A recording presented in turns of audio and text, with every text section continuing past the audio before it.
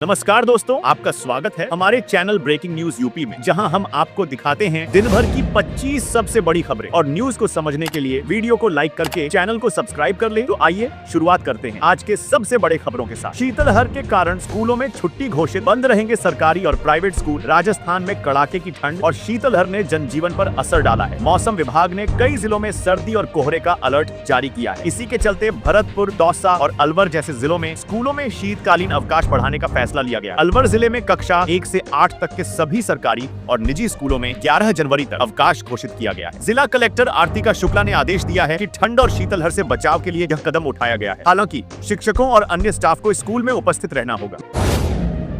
मिश्रपुर, पुरैना और लोहरामू की भूमि पर बनेगा दीवानी न्यायालय। भदैया, सुल्तानपुर। दीवानी अदालत का नया भवन लखनऊ वाराणसी हाईवे किनारे भदैया के मिश्रपुर, पुरैना और लोहरामू गांव की संयुक्त भूमि पर बनाया जाएगा। हाई कोर्ट के आदेश पर करीब 14 हेक्टेयर जमीन किसानों से अधिग्रहित की जाएगी। बुधवार को प्रशासनिक और न्यायिक अधिकारियों की टीम ने मौके का मुआयना किया।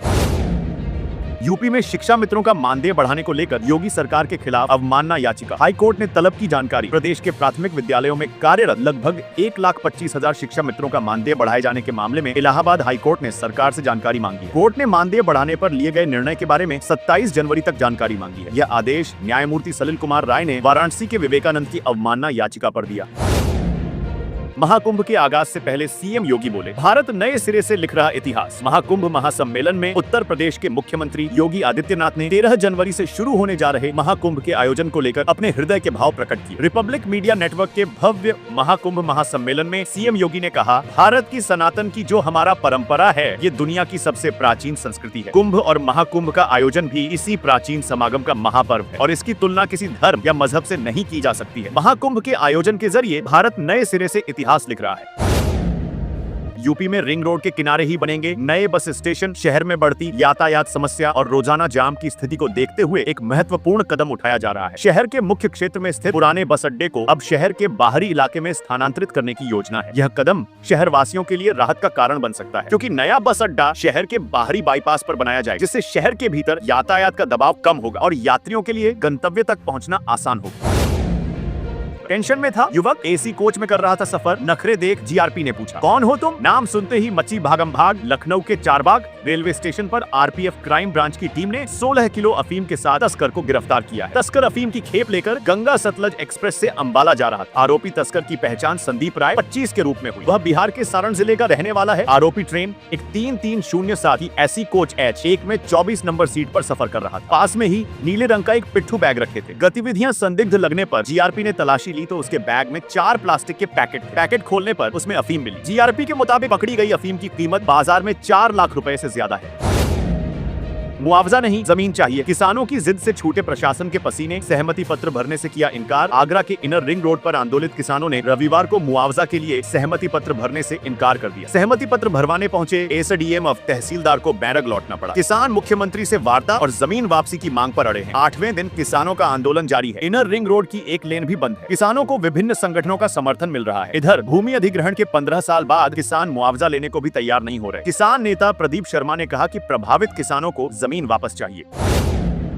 महाकुंभ में रोडवेज बस दौड़ाओ और इनाम पाओ। उत्तर प्रदेश परिवहन विभाग ने दी स्पेशल स्कीम। महाकुंभ मेले में श्रद्धालुओं को आध्यात्मिक नगरी तक पहुंचाने के लिए रोडवेज विभाग ने कमर कस ली है। चालक परिचालकों के लिए महाकुंभ विशेष प्रोत्साहन योजना लाई गई है। इसमें बस दौड़ाओ और इनाम पाओ के तहत डिपो से बसों का संचालन होगा। एक चालक परिचालक को कम से कम 300 किलोमीटर तक बसों को संचालित करना होगा।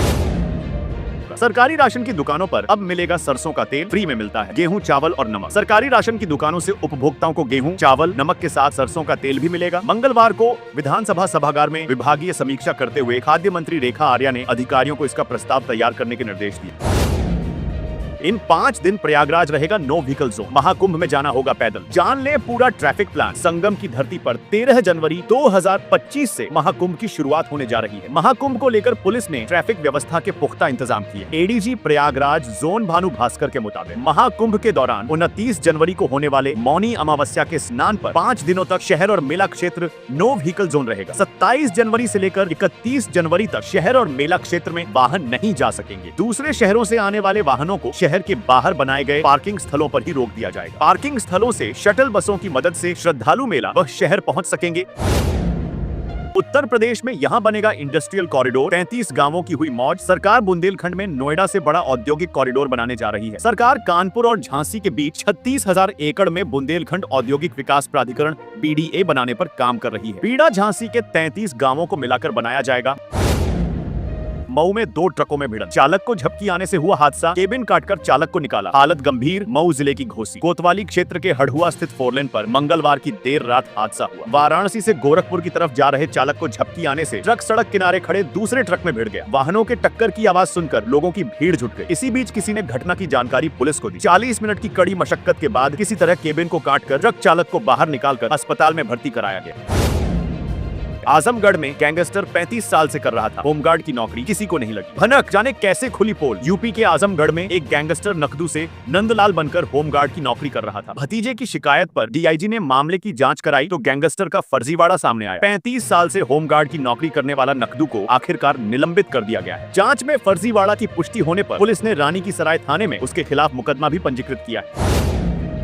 अगले 2 महीने वैष्णो देवी की यात्रा में होगी मुश्किलें। जम्मू की 24 ट्रेनें रद्द, 8 ट्रेनें बीच रास्ते थमेंगी। वैष्णो देवी के दर्शन के लिए ट्रेन से जाने वाले श्रद्धालुओं के लिए अगले 2 महीने मुश्किल भरे होंगे। मंडल बनते ही जम्मू तवी स्टेशन के पुनर्विकास की तैयारी शुरू हो गई। रेल संचालन दुरुस्त करने के लिए रेल मुख्यालय ने विकास के खाके को अंतिम रूप दे दिया है। जम्मू यार्ड रिमॉडलिंग के लिए प्री और नॉन इंटरलॉकिंग का काम 15 जनवरी से 6 मार्च तक चलेगा। इसके चलते मोरध्वज, जम्मू तवी, कानपुर समेत 24 ट्रेनें रद्द की गई है। इस दौरान 8 ट्रेनें बीच रास्ते थमेंगी। वाराणसी से चलने वाली बेगमपुरा एक्सप्रेस भी पठानकोट तक ही जाएगी और वहीं से रवाना भी होगी। यूपी के इस जिले से बस्ती तक सडीडी राचक होगी चौथी। इन इलाकों के लोगों की लगी लॉटरी। सिद्धार्थनगर से बस्ती मार्ग तक अब आवागमन और आसान हो जाएगा। इसके निर्माण के लिए सर्वे का कार्य पूरा कर लिया गया है। कार्य योजना तैयार कर शासन में फाइल प्रस्तुत हो चुकी है। उत्तर प्रदेश के बस्ती मंडल में 4 प्रमुख सडीडी डैशकों का निर्माण किया जाएगा। राज्य सडीडी डैश की निधि से 9 करोड़ 23 लाख रुपए के बजट को स्वीकृति दी जा चुकी है।